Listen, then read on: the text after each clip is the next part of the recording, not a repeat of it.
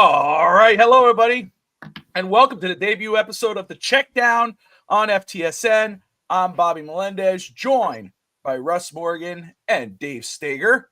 This show here will be talking about NFL, just going around the league, talking about the biggest stories, the biggest games, something different, and of course, more centric of the NFL. But before we begin with the top story of today, which of course is Daniel Jones and the Giants, we'll start in saying hello to the fellas. Russ Morgan, how you doing, brother? I'm good, Bobby. Thanks for having me. Excited to get going, talk some football with both you guys.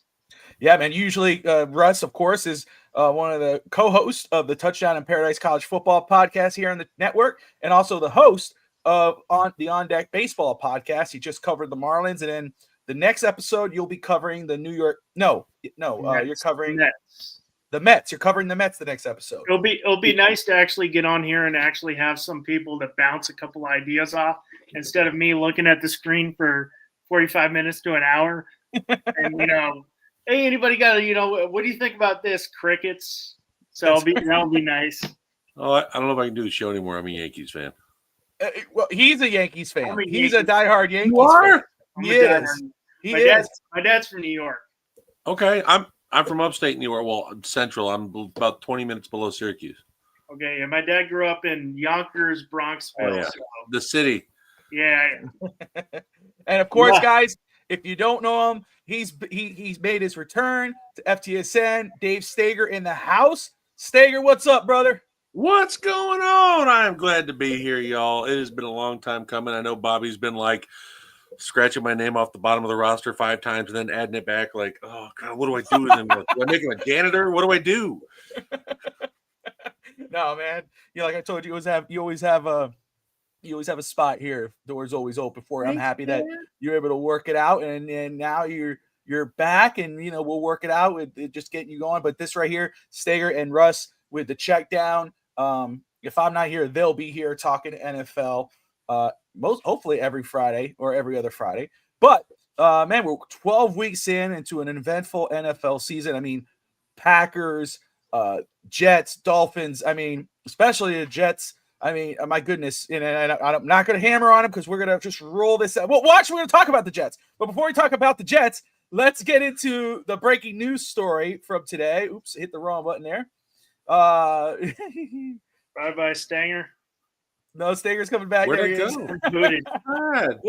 Already got kicked off the show. I didn't even last 4 minutes. That joke got him kicked off. We got him the hell out of here. Hey, the first story to talk about, which I guess it was the shocker, was Daniel Jones getting released today after being benched for Tommy DeVito. And I don't have it in front of me. I was trying to look for it, but Steger, Russ, you might have it. I mean, my goodness, they took a big time cap hit for this. But here's a statement from the Giants president, John Mora, on Daniel Jones. Daniel came to see me this morning and asked if we would release him. We mutually agreed that would be best for him and for the team. Daniel has been a great representative of our organization, first class in every way. His handling of this situation yesterday exemplifies just that. We are all disappointed in how things have worked out. We hold Daniel in high regard and have a great appreciation for him. We wish him nothing but the best in the future. We'll start off with Steger. But Dave, man, so he gets benched in favor of Tommy DeVito. They put him at safety yesterday. He's the third string quarterback. You had people with publicly speaking out against it. His teammates were not happy with the situation. Dexter Lawrence was not happy with what was going down. Internally, there was talks going on. The Giants today, John Moore, the Giants on the offseason on Hard Knocks on HBO, it was put out there for the world to see. They chose to ride with Daniel Jones rather than keep Saquon Barkley, who's busted it out over in Philadelphia. Today, they go ahead and release him. They honor his request, but they take almost a $70 million cap hit, dead money, to do so. Your reaction to Daniel Jones being cut and what's going on with the Giants?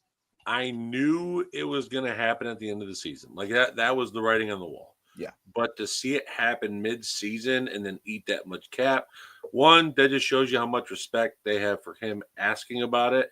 Two, you saw how much it meant to him yesterday in the press conference when they asked him how did he feel about it. And if no one saw it, he got choked up towards the end. So you clearly saw how much Daniel Jones cared.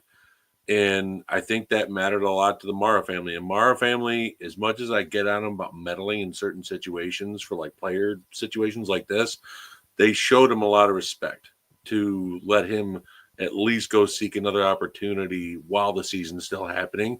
Most teams will just say, hey, go sit the hell down and go grab some pine. Like you're done for the season. And we saw that with Russell Wilson when he was with Denver. Sean Payton sat him because they didn't want to pay him. So respect to the Giants for giving him another opportunity, but my God, shame on them for giving him a $100 million contract. Daniel Jones, in my opinion, never was playing that well to deserve that. So I kind of see like this is the Giants' own doing and undoing at the same time.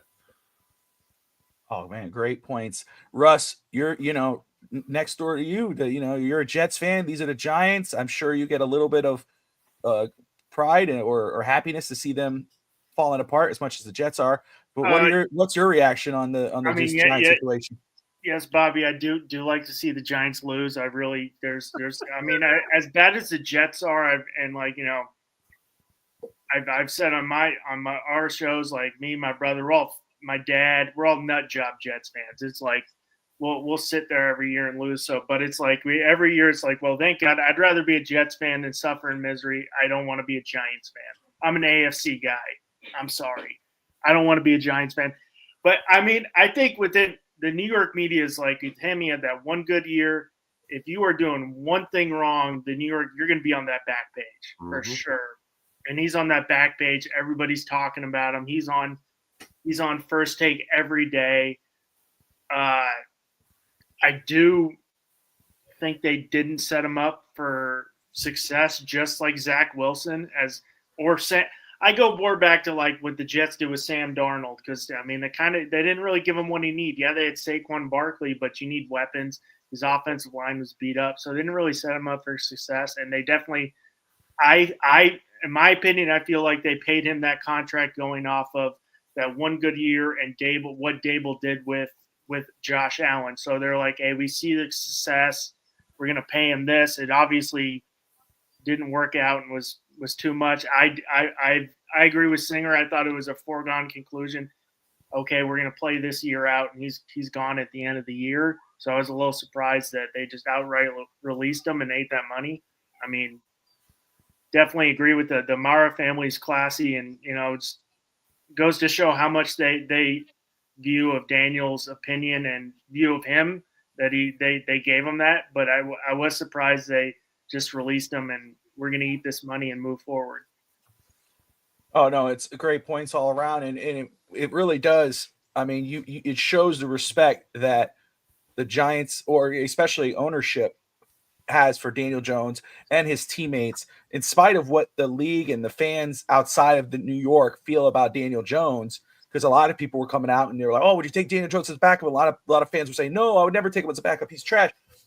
But the guys in that building saw how hard he worked, and for a superstar player like a Dexter Lawrence to go against his head coach publicly, to come out and say, "I just don't like the way they're doing this. This is wrong," for him to be in the third string. That speaks a lot to Daniel Jones as a person and as a player in that building. And I'm sure that contract, he's not going to get picked up off waivers. There's no way. He'll become a free agent. He'll get to sign wherever he wants. He could take the year off, or he could come on and try to join as a backup somewhere.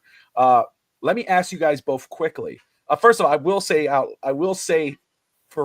the record that I believe he's going to be better. He's going to be better elsewhere with a change of scenery. I think it's best for him to be outside of New York, go somewhere else. I'm not saying he's going to be a starter right away. I'm not saying any of that. But like you brought up Sam Darnold, Daniel Jones could be that type of story as well, where he could end up on a team where it's a better situation, a better coaching staff, a better structure, and could set him up for success. But before that happens, Steger, I'll start with you, and Russ will follow up very quickly. Can you see him right now? You got Malik Willis, but let's go for any team, really. Would if you're running a team, if Jones is available at a low dollar, would you be open for him to be a backup for your team? I already got him being a starter somewhere else just because of what just came up from Jeremy Fowler. The 49ers are trying to figure out what's going on with Brock Purdy's shoulder. 49ers could use a starting caliber quarterback right now because Brandon Allen and Josh Dobbs really don't make me go, yeah, let's go get it. So I trust Daniel Jones way more to go out there and be that starting QB for the 49ers, even though I would hate it because they would get another quality game manager that can at least move the ball down the field, and it's friendly for him. He is a timing route guy. He's not this guy that creates these mega plays. So that'd be my pick, was the 49ers already, but that just kind of gave it a little more push in that direction. The Cowboys did say earlier, the Stephen Jones, the VP, did say that they are looking at Daniel Jones if he clears waivers, and how ironic they play the Giants on Thanksgiving. How ironic it would be for them to beat New York on Thanksgiving with Daniel. Russ? I could see him being clearing waivers, being a backup. I don't know about maybe starter like the Raiders or something like that, or struggling with Minshew and O'Connell. I could see that, but definitely a backup. I think he needs to maybe take that Geno Smith role where he goes with a veteran. And you saw what Geno Smith was a backup for 6-7 years, and now he's starting to pan out. So I like that role for Daniel Jones. Take a back seat, get out. New York's just not everybody's built to play in New York. And Absolutely. And I mean, obviously that whole situation was mismanaged from the start. I mean, and the Giants, that you talk about one and done, that GM, I think, is going to be one and done. But for Daniel Jones, I will say this, because I did see a lot of, like, even for instance, Dolphin fans would say, oh, they better not try to sign Daniel Jones, or would you take Daniel Jones as a backup quarterback? And there was like 54% that said no. And my thing is he better than Skylar Thompson? Is he better than Tim Boyle? Is he better than Hunt? What are we talking about here? A lot of quarterbacks are better than Tim Boyle. I know that, but what I'm saying is, it's like, you don't say that about Laser Show. So anyway, I agree. I think he's absolutely he's going to get a role, and I think Cowboys make a lot of sense, especially at least for the finish up the year, because Cooper Rush and Lance are not fun to watch. No. But let's stay in New York and let's go on to the New York Jets. And I'm going to say full disclosure. Yeah, I'm going to say full disclosure here. There's no and I got a lot of love for my brother here, Russ, very quick, but I just want to say there's nothing that I love more than watching the Jets implode. I called for it before the season when they totally handicapped the team with Aaron Rodgers and going to get all those guys. I was like, man, it's just riding on the wall. So to see the way it's gone down, I mean, they fire Saleh, and Russ, this is going to be all you, brother, and then we'll get to the Steger to react and to discuss. But they fire Saleh. A little while later, they fired Joe Douglas, who before Aaron Rodgers was having solid drafts. I mean, Sauce Gardner, Garrett Wilson, et cetera, et cetera. They bring in Aaron Rodgers, and he kind of takes over the team. And now it is where it is. And, they get rid of Saleh. Doesn't mean nothing. They're almost at the bottom of the league. What the hell happened with the New York Football Jets? And I know you're a fan, and I say, hey, let's try to keep this unbiased, but I'm going to let you be biased here. Talk to me about the Jets, man. What happened, and where do they go from here? Well, I mean, it all started with last year. I mean, last year when you go get Rodgers, they're basically like, hey, we're going all in. We're going all for it. You're going for this almost 40-year-old quarterback. Obviously, we had the freak Achilles right off the bat. And don't get me wrong, Aaron Rodgers, even if he didn't have that Achilles, he would have probably tore his ACL last year behind that offensive line. It was so bad. But, I mean, I think it's a handful of things. If we're going on vice versa, where you're talking about the Mara family to Woody Johnson, where they're all class and they try to keep everything in organization. Woody Johnson is just a shit show. Excuse my language. And, I mean, he meddles too much, kind of like another owner we know in Dallas. I don't think Saleh was the guy off the bat, but they definitely handed the keys to Aaron Rodgers. I mean, you go get Nathaniel Hackett, who, I mean, people rip that for me, and other people in my family are like, oh, why do you get this guy? People, that's a terrible. I'm like, who wants to go to a team like the Jets before Rodgers got there with no quarterback and what they have. That was the best they could get. So they kind of just handed it over. I mean, Joe Douglas has had some great draft picks, Breece Hall, Garrett Wilson, but he's had some shit ones too. He never went for the offense. I'm not getting the word, prioritize the offensive line, which has always been our issue. I think it was just it's always been Woody Johnson. He meddles too much, and handing it off to Aaron Rodgers. And it was kind of like once they went to Aaron Rodgers, I'm like, this is going to go one of two ways. It's going to go good or it's going to go bad. And then they fire Saleh. I'm like, hey, it could go really good or it could go terrible. And it's gone terrible. And it blew up. And that's just how it is. I mean, Jeff Albrecht never wanted to be the head coach. He just wants to be a defensive coordinator, call the defense and do it. So you give it to a guy who doesn't want to be the head coach and just doesn't want the responsibility. But it just blew up quick, Bobby, honestly. I mean, it's just like Woody Johnson, sell the team, please. That's my plea. Or get the hell out of the way and just let the football people do it. I know they're talking about his meeting with him trying to bench Rodgers and he's not getting the answers he wants. And what does he do? He brings in 6 more people and then leaks start happening. And he wanted to bench Rodgers since week 3. So, I mean, I just think please someone start over. I want Mike Vrabel, but Mike Vrabel is not going to want to come to the Jets. So, I mean, I don't know where I don't know. I can't talk. It's painful to talk about. It's so bad. It's terrible. Let me ask you this. Excuse me. So very quickly, and Steger, you follow up right after this. As a Jets fan, what would you like them to do? Would you like them to go ahead and reset if they got more likely to have their top 5 pick? Are they going to? Would you rather them reset, kind of just rebuild now? Or would you like to see make another run with Rodgers, kind of with a fresh start, fresh coach, all this whatnot? How would you like this to play out? I view it one of two ways. I think they'll reset. I think a new coach is going to want to come in and not want Rodgers there. He wants to do his own thing. So I kind of like the reset. I'm like, just let's start it over. Let Rodgers. I think Rodgers will be on another team. He wants to be on another team anyway. So. Like reset. If we go with Jordan Travis, if he can play next year, go for it. I don't think the quarterbacks are all that great this year. So I'm fine with resetting. It's painful because we haven't been in the playoffs since 2010. So it's been, almost 15 years. But that's the way it's looking like. Steger?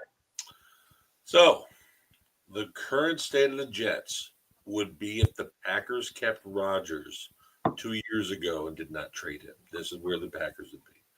But Gutekunst and LaFleur put their foot down and said, no, this is the Green Bay Packer way, not the Aaron Rodgers way. Hence why they traded him. And he clearly didn't like the way Gutekunst was going about things. He knew Jordan Love was going to have to start soon. So he was going to throw his little control party tantrum in Green Bay. So they shipped him out. And this is exactly where I would have pictured Green Bay if he were still on the team. And it's his way or the highway. That's what he thinks. And I mean, Joe Douglas, the reports I've seen come out lately where Joe Douglas didn't even have control of the team the last couple of weeks. It was all Woody. It was all him making trades and getting his executives above Joe to do things. And like I said, the only team I actively root to fail is the Vikings. The only team I can't really stand. But with Rodgers, I loved having him in Green Bay. I loved watching him, but to see what he's becoming now in New York and seeing because I've even watched his arm the last couple of weeks. There's a lot of balls going in the turf, a lot of balls going in the dirt. His age is catching up to him. And when you do enough Himalayan crack, that'll do it to you. So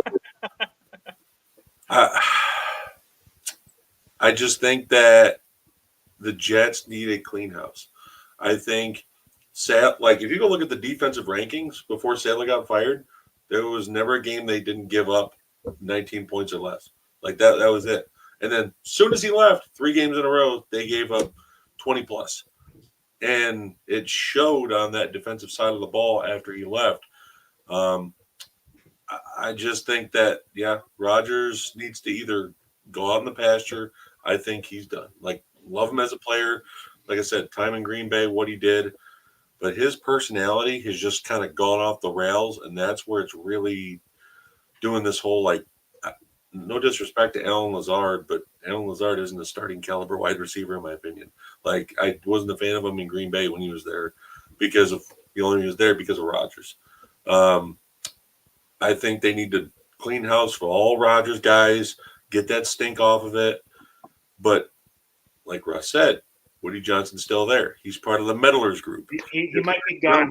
Let's, I don't care where you view politically on anything what happened, but the one thing you can agree with me is when Trump wins, Woody Johnson can go be an ambassador somewhere else. That's all right. So do that for me. Doesn't matter where you stand. That's the best thing. Okay, I got you. Okay. All right. I think they need to clean house. And but Woody Johnson, as I mentioned, he's a meddler. He's along with Jerry Jones. He's the Jim Irsay. Like, they just have their hands in things, and you can see it. And it's just sad too, because the Jets, when you look at it on paper, you would have thought they would have been like 11-6, 12-5 on paper, and that's before Devontae Adams. And then all of a sudden, they get Devontae, and they're like, "We're going to turn it around." No.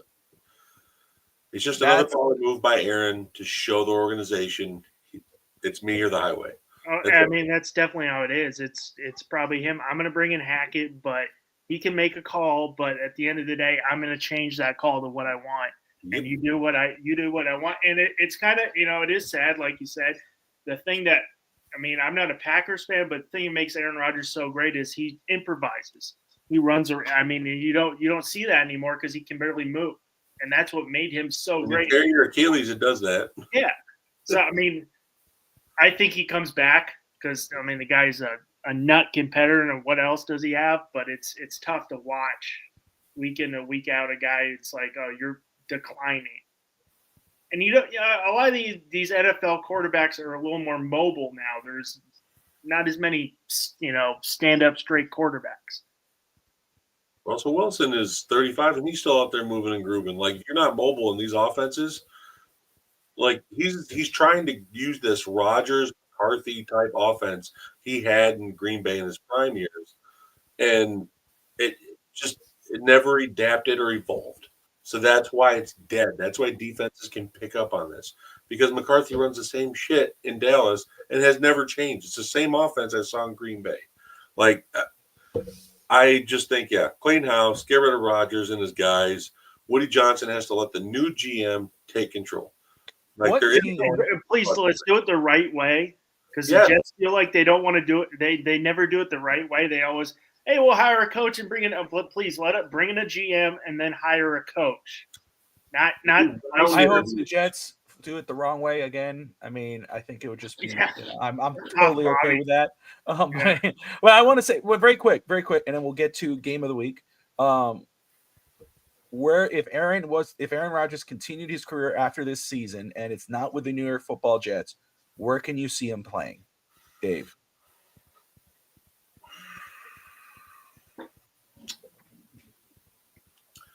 Honestly, because we got along with him so much, and I feel like it would be such like a Jerry move. I feel like the Cowboys. Wow. Because Dak just tore his hamstring off the bone, and there's rumors out there last year the Raiders were trying to trade for him in the draft. And before they got to their pick and everything, they were trying to trade for Dak. Cowboys finally said no. It's not they didn't want to. They just finally decided the last second, no, we're not going to do it. Dak was almost a Raider, and that's why the Raiders weren't going out trying to sign a free agent QB, because they were trying to trade for one. And Dak was on the table for a long time before Dallas said no, from what I heard. So don't be surprised if you see Dak Prescott traded in the offseason. Russ, where could you see Aaron playing if he's not playing with the Jets?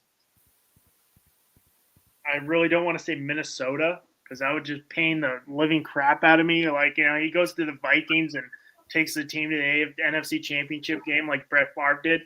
I could say like Oakland or Tennessee or Las Vegas or Tennessee. Yep, I'm with you. Devontae would go back to Las Vegas. That's the fact. I think it's for me. I think it's Tennessee. I think the Titans would make a lot of sense with what's going on down.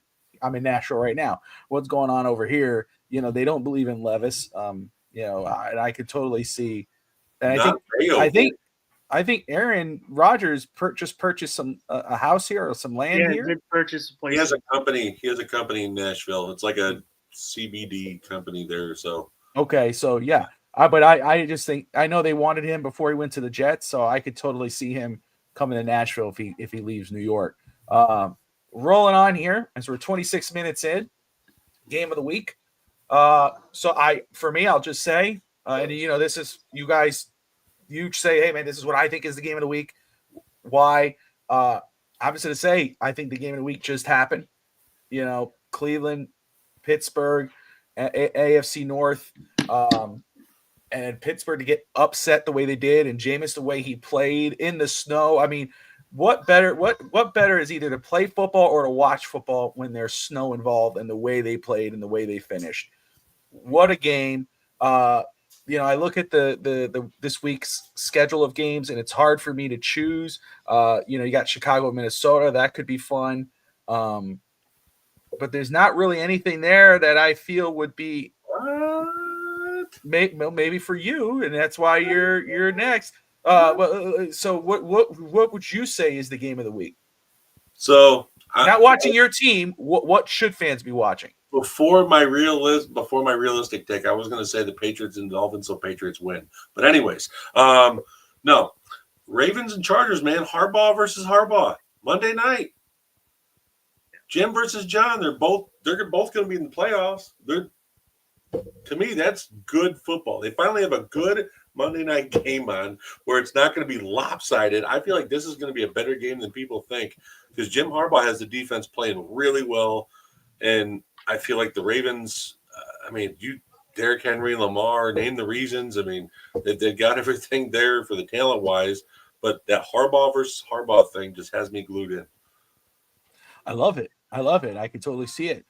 Russ? Yeah, I'm with Stenger.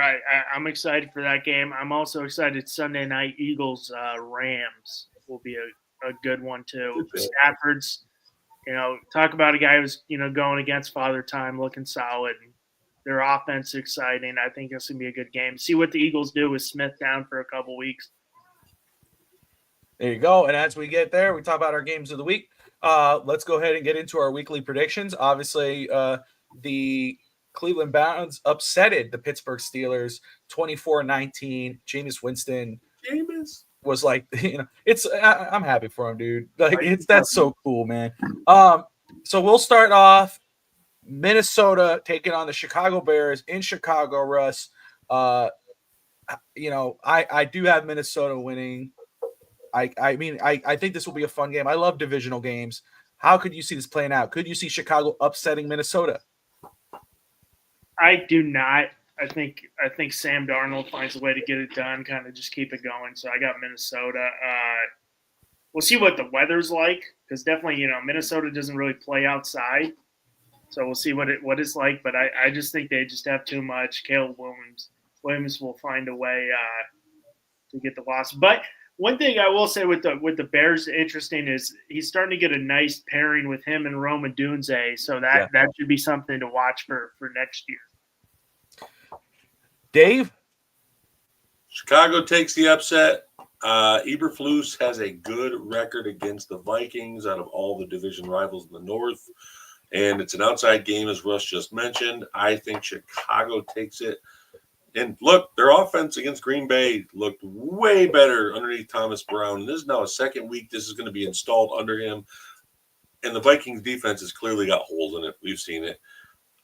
I think the Bears upset 27-20. Sam Darnold throws a game-ending pick on the final drive. There you go. Then you got the Detroit Lions taking on the Indianapolis Colts. Colts are 5-6. Lions are 9-1. Steger, how does this play out? Lions 100 and Colts -5. Okay. That's how it's been going for Lions games recently, so I'm just going to roll with it. Yeah, Dan Campbell's got this team firing on all cylinders. I know the Colts got a good defense, but God, there's just so many pieces there for the offense for the Lions. But the Lions, their defense has got some injuries lately. They've got Alex Anzalone. They lost Hutch.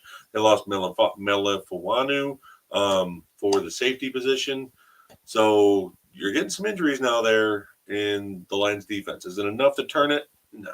If it was a better offense on the other side of the ball, maybe give it a blink of an eye. But Lions by 60. Russ? Yeah, I got the Lions. They just too much on offense. I do agree with Steger there. I think their defense. I think they can make the Super Bowl. Their defense might be that Achilles heel, and losing Hutchinson for the year could definitely keep them out. I still see him making it there. Side note: I remember the day Saleh and Dan Campbell were hired.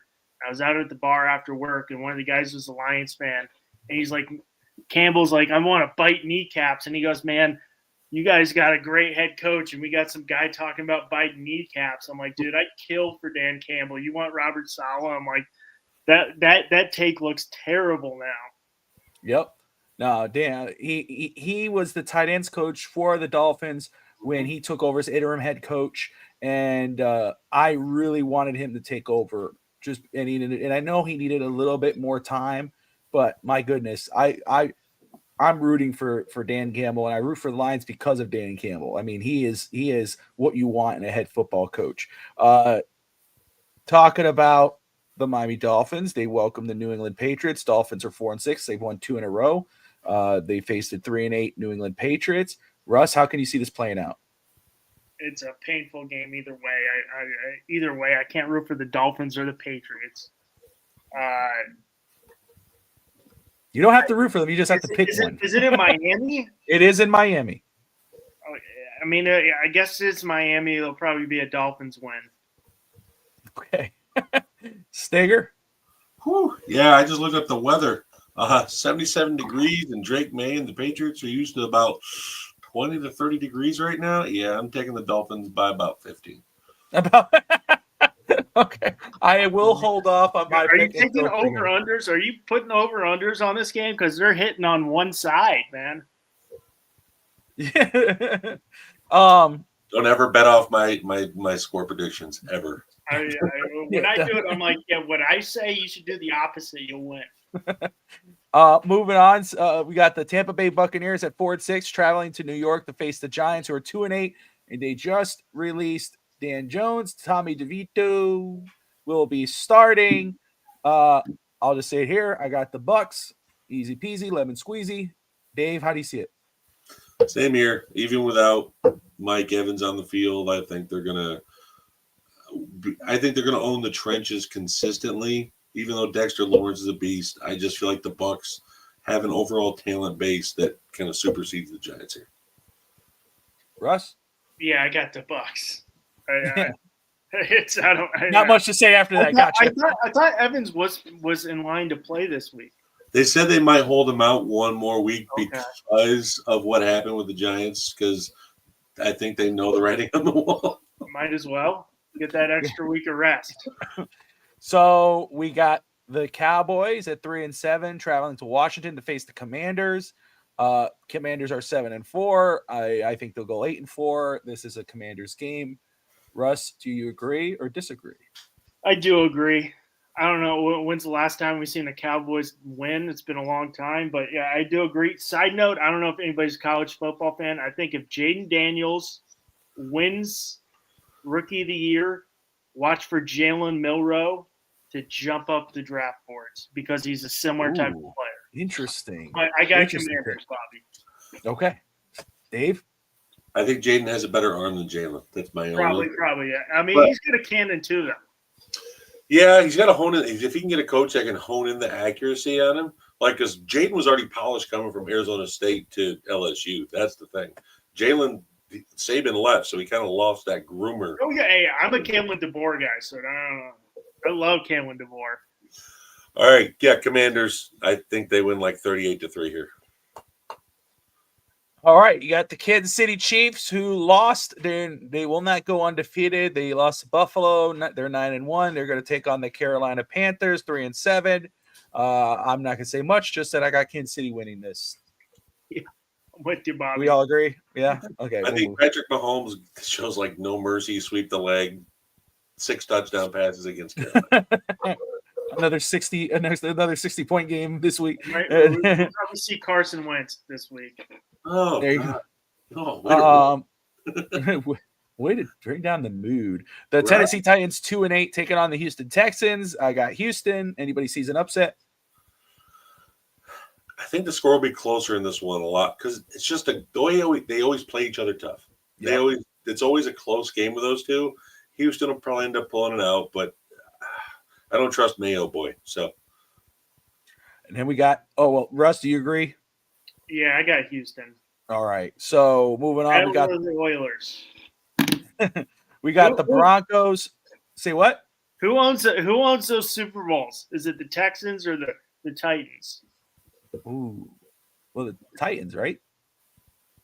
Yeah. No, because Tennessee, the Titans gave the Oilers their history back. Yep. Yeah. So, yeah. I was in Nashville before this, so they're always like, "Oh, we got Super Bowls." I'm like, "That's the Oilers. You rebranded. You're a totally different team." Yeah, they gave their history back. The Houston owns that. Denver at Vegas. I think this might be a fun game, but I have Bo Nix and the Broncos. How about Bo Nix? I mean, we're talking about Jaden Daniels up for Rookie of the Year, but Bo Nix is probably creeping up. Dave, how do you see this playing out? I think Broncos win it. I mean, the more Bo Nix plays in Peyton's offense, it looks like he's just meant for it. But I will go ahead and admit, because on Twitter and everything else, I will eat my crow massively because I was an anti-Bo Nix guy. I did not like the way he played at Auburn, going into Oregon and not facing off against SEC talent very well. Credit to Bo Nix for proving my behind wrong, man. He has completely flipped my vision of what he can become as an NFL QB. So props to him. I think Denver wins. And shout out to Josh Wingate, who was pushing for Bo Nix throughout the draft process. Don't do that. Russ? Yeah, I got the Broncos. Sean Payton's got him going there, doing something special. Bo Nix, pushing for that Rookie of the Year. I mean, what are you surprised? This guy's 25. He played 6 years in college, so it's bound that he's picked up a lot. He's one of the few Van Wilders we got at the college game. Got a couple going right now, but yeah, I got Broncos, Bobby. There you go. Got the 49ers traveling to Green Bay. The Niners, of course, lost. Brock Purdy will not play. I think Nick Bosa's out as well. Bosa's not going to play as well. I thought this was going to be a fun game. It might still be. We're going to see if Purdy's is a system quarterback. We'll see if what Shanahan could do with the backup there. But I got Green Bay winning this, Russ. Before we get to Steger, who is a Green Bay Packers fan. I circled this game early on. I think I shot you a text. I was like, hey, I like this game early on. I'm like, I was excited for this game. And then Purdy goes down. I'm like, yeah, not so much. So I got Packers. All right. So there's a special member on Green Bay where I feel like we have an in on Kyle's offense. Everyone forgets who signed Robert Saleh as a defensive consultant for their team. Green Bay did. So he was with Kyle for how many years? He knows how his offense works. So if there's anybody that can break that down, it's Saleh. There you go. And we move on. We to a division where nobody seems to want it. We got the Arizona Cardinals at 6-4 traveling to face the Seattle Seahawks. Dave, I have the Seahawks winning it. How do you see this playing out? I am fully on a rebirth. Kyler Murray and the Cardinals got this young talent moving, man. Like, I love it. You got Trey Benson, the rookie, out there pairing up with James Conner. This looked good. You got Marvin Harrison Jr. that's out there meshing with Kyler really well. The thing is about Seattle is they've been up and down this season. And they had a good moment last week. They beat San Fran, so guess what's going to happen? Usually it's a down after they have an up. I'm going to take the Cardinals. I think they steal one in Seattle. Fair enough. Russ? Yeah, it could go either way on this. I'm probably going to lean towards Seattle just because it's at home. I'm going to go with Gino on this one. Metcalf, he'll be week 2 back, so I think he gets going even more.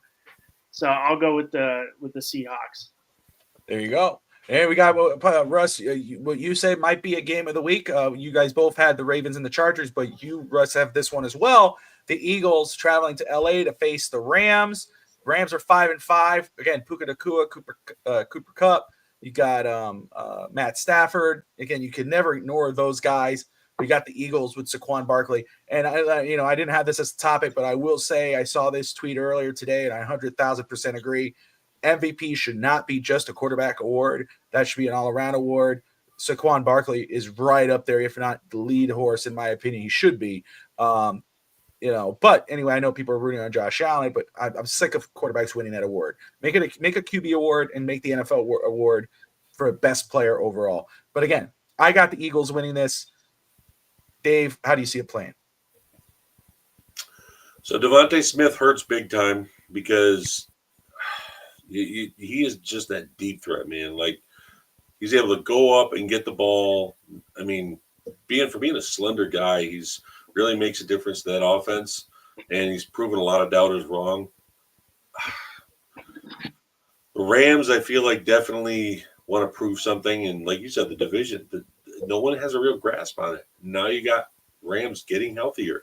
Sean McVay getting his guys on defense, which is a talented young defense. And you got guys like Braden Fisk out there, Bobby's guy, the draft he wanted. Like, he's been tearing it up. I just think that I think the Rams pull an upset here. I think they sneak one out like 23-22 type stuff, because I think the Eagles are also going to be traveling as well. So they're 3 hours back. And depending on if they get there the day before, 2 days before, you're going to have a little jet lag in your system. So I feel like the Rams pull one out at home. Great point. Great. Russ? Yeah, I'm kind of with you, Dave. I think I think that Devontae Smith injury is going to definitely hurt the Eagles. And the offense wasn't looking all that great, minus Saquon Barkley. Well, side note, you're talking about the MVP shouldn't just be a quarterback award. Same thing in college football with the Heisman. The last non-quarterback to win was Devontae Smith. Mm-hmm. So, I mean, like, I see that too. I'm like, please, it doesn't always have to be a quarterback.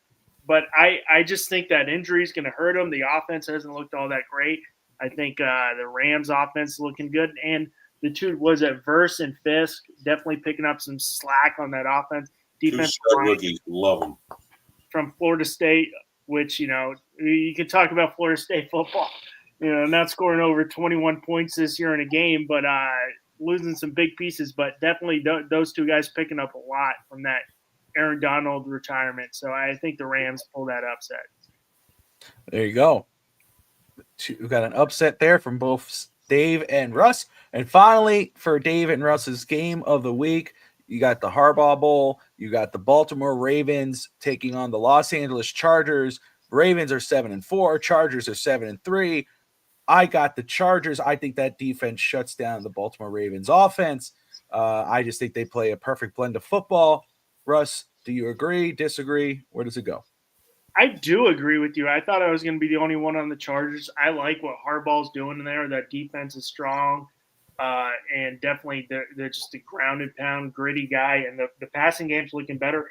I just don't know with the Ravens what's their identity, and I think Todd Munkett kind of falls back into, hey, we're gonna pound it with Henry, and then all of a sudden he falls back into, hey, let's let Lamar let it loose. I'm like, what? I don't think they know what their identity is, which should be Derrick Henry, which they should lead with Henry. So but I got the Chargers. I like what John Harbaugh's doing, or Jim. Excuse me. Jim.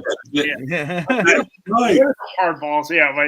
Get it together, Russ. This ain't college football. Get it together, man. Dave?